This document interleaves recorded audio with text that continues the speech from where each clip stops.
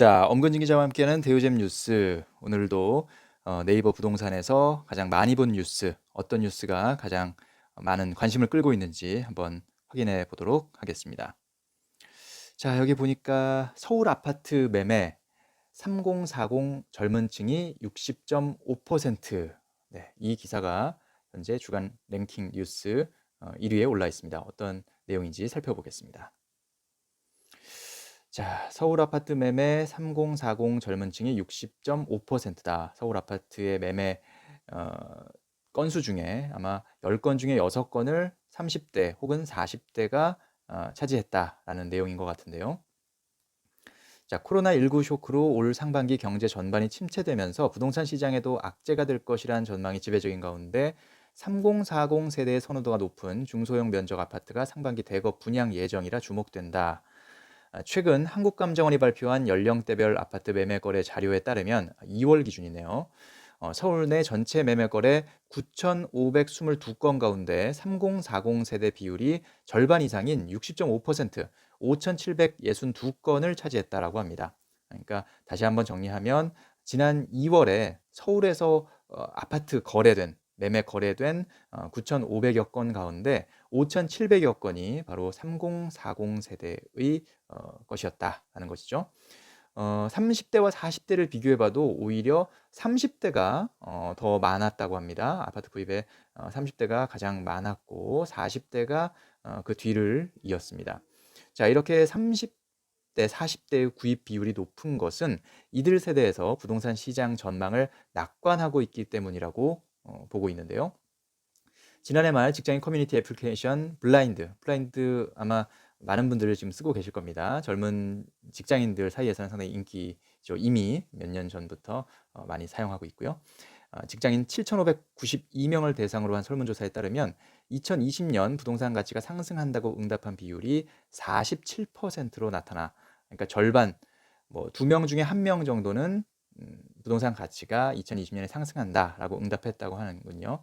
근데 이게 뭐 다른, 그러니까 하락이나 보합의 그 응답 비율을 표시를 안 해놔서 사실 이렇게 보면 많다고 볼 수도 있지만 상승이 47%면 반대로 하락이 50%다.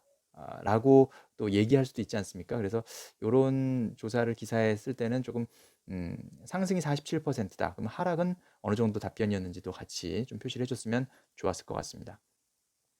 주택시장 낙관론을 갖고 있는 이들 세대에서는 연이어 발표되는 부동산 대책에도 주택 구입 의사가 높은 것으로 확인됐다고 합니다. 그러니까 지금 정부가 계속해서 부동산 규제 대책들을 내놓고 있음에도 주택 구입 의사가 높다는 그런 뜻이죠. 한 부동산 시장 분석 업체가 220 대책 발표 전후로 2주가량의 기간 동안 약 5천 명을 대상으로 설문조사를 해봤는데 응답자의 70%가 주택 매입 의사가 있다고 응답했다고 합니다. 네, 220 대책 거의 뭐 이제 나올 게 거의 다 나온 대책이라고 볼 수가 있는데 그 대책 발표 이후에도 한 10명 중에 7명이 주택 매입 의사가 있다는 답을 했다는 겁니다.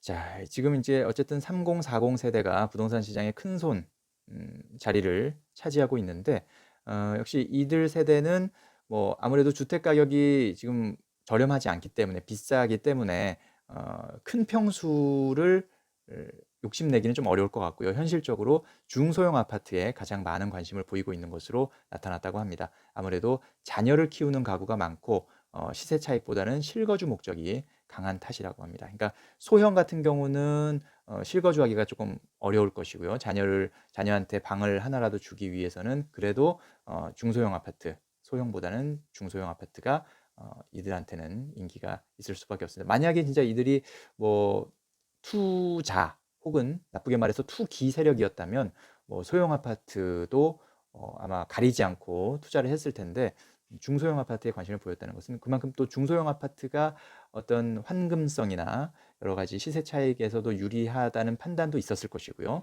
또는 실거주 자체에서도 상당히 유리한 부분이 있다는 그런 판단, 결론이 내렸던 것 같습니다.